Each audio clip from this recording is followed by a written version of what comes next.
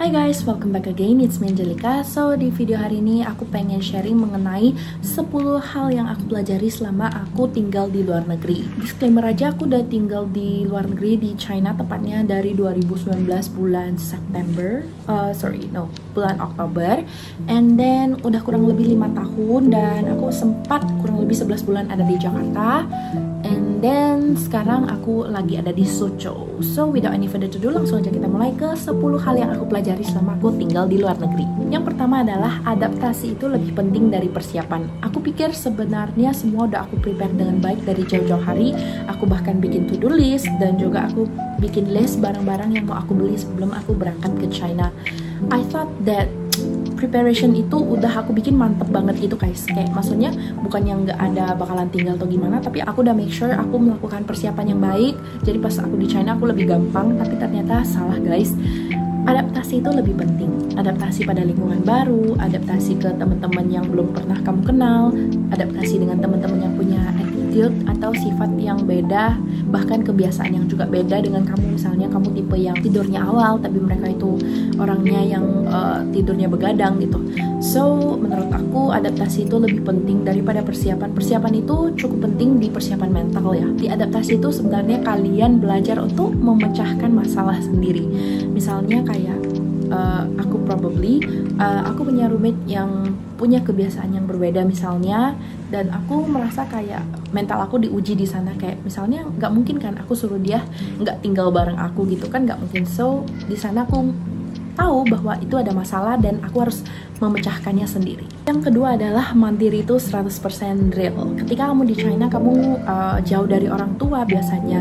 Mungkin ibu atau bapak kalian yang sediain makanan, tapi pas kalian udah di luar negeri, kalau kalian lapar itu kalian harus masak sendiri. Even kalau yang let's say kita bilang kayak yang di Suzhou yang malam-malam udah nggak bisa gojek makan, kalian harus makan pop mie, dan itu real mandiri kalian. Mandi sendiri, cuci baju sendiri, masak sendiri kalau buat teman-teman yang masak, belajar sendiri. Dan di sana belajar banyak banget, apalagi belajar keluar sendiri. Keluar sendiri itu maksudnya misalnya ngambil paket sendiri, self study sendiri, bangun tanpa dibangunin ortu, pakai alarm. Jadi semuanya serba sendiri. Kalian bisa jadi lebih mandiri pada saat kalian udah ada di luar negeri. Yang ketiga adalah bahasa tubuh adalah bahasa global. Kenapa aku bilang kayak begini? Waktu pertama kali aku ke China, Mandarin aku tuh sebenarnya ya pas-pasan lah kalau menurut aku. Jadi kayak misalnya aku mau tanya ini berapa dan aku malu buat bertanya, aku bakalan kayak nunjukin saya aku mau boneka ini, aku kayak, atau misalnya aku bawain kalkulator. Jadi bahasa tubuh ini tuh bahasa global.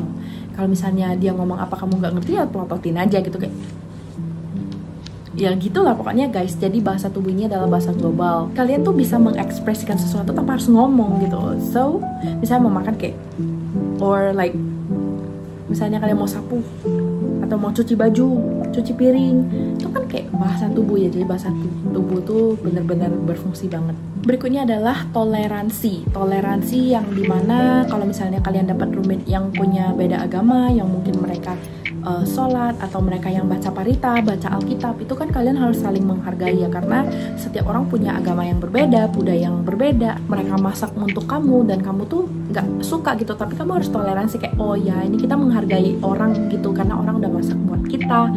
Ya semacam toleransi yang kayak gitulah yang menurut aku jiwa toleransinya itu besar pas kamu ada di luar negeri. Berikutnya adalah homesick itu nyata tapi bisa dibatasi. Nah pas aku ke China itu aku sempat homesick sekitar 1 minggu itu kayak aku hampir tiap hari nangis. Dan aku kasih tahu ke diri aku bahwa I have to be strong cause this is the path that I chose. Dan aku minta ke Tuhan jalan ini. So ketika aku mengalami masalah atau kendala itu aku selalu berdoa dulu kayak, tolong Tuhan buat bantu aku istilahnya mempermudah jalannya gitu. Please would thou lead me the way.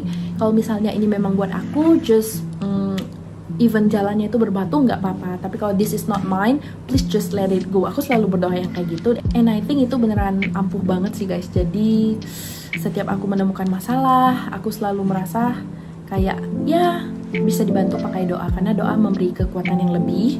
And when I am homesick, aku selalu kayak ya ingat kembali gitu ke goals aku, kenapa aku harus ada di sini dan kenapa aku bisa ada di sini itu karena aku yang minta gitu. Jadi setiap kali aku homesick, aku selalu kayak ya telepon ortu, berdoa, and then mostly sih kayak lebih ke cari hal-hal yang memang aku ingin telusuri lebih lanjut, jadi aku lupa sama homesicknya. And one more, kalian bisa makan Indomie, karena menurut aku Indomie itu bisa relief stress.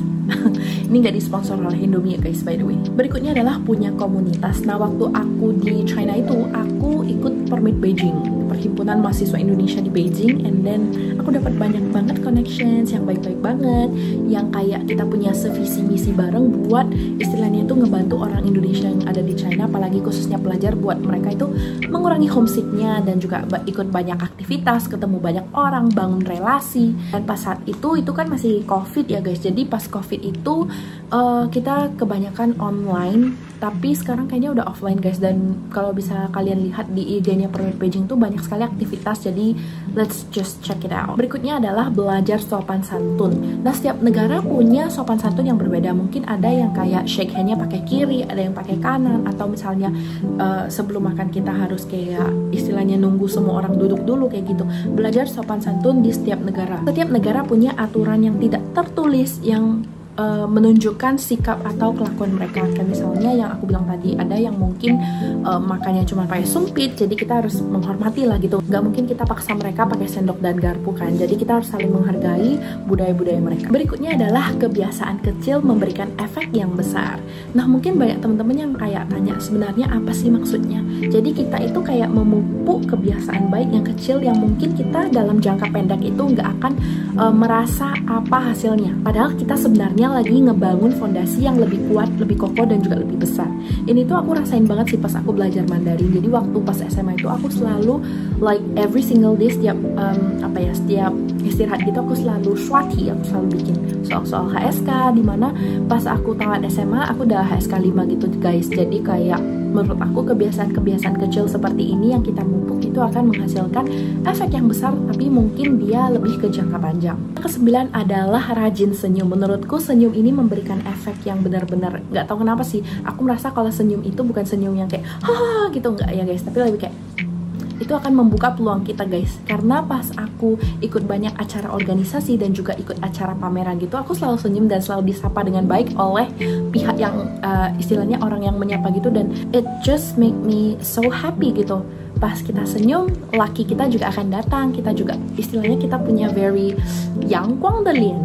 And then I thought that was very good. Kayak misalnya ya, tapi jangan senyum sendiri kayak nggak ya, tapi kayak kita ketemu orang tuh kayak sopan sambil senyum dikit, that's enough. Kadang orang bisa mengingat kita hanya dengan senyuman loh guys. Jadi jangan kan xiao lian. Dan yang ke-10 adalah aku beruntung. Ini tuh series yang pengen aku buat nanti suatu hari. Kenapa sih aku beruntung ini is like motivasi kepada diri sendiri setiap aku lagi down. Dan aku udah tulis dalam satu paragraf, semoga pas aku bisa baca teman-teman juga bisa feel the same like me. Aku beruntung bukan karena aku punya segalanya, tapi karena aku belajar menghargai hal-hal kecil yang sering terlewat.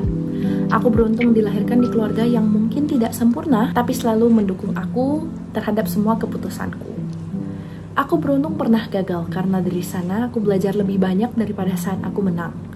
Aku beruntung bisa merasakan hidup di luar negeri, susahnya adaptasi, senangnya menemukan teman baru dari berbagai negara, hangatnya sapaan dari orang asing di jalan. Aku beruntung masih bisa video call dengan orang tua, masih punya tubuh yang sehat, dan aku terus berjuang. Banyak orang mungkin hanya melihat dari luar, tapi mereka tidak tahu bahwa keberuntungan itu bukan tentang seberapa besar yang kita miliki, tapi seberapa besar kita bisa bersyukur atas apa yang sudah ada hari ini. Meski hidup belum sepenuhnya seperti apa yang aku inginkan, aku tetap merasa beruntung karena aku masih di sini, belajar, bertumbuh, dan juga tidak menyerah. So ini tuh small passage yang aku selalu baca ketika aku lagi down, ketika aku lagi merasa putus asa. It will helps me a lot. So tinggal di luar negeri itu bukan cuma soal kuliah atau kerja, tapi menjadi versi terbaik dari diri kalian. Sekian dulu untuk video hari ini. Thanks for watching guys. Let me know kalau misalnya kalian ada hal-hal yang pengen kalian sharing di kolom komentar, and I'll see you on the next video. Bye bye.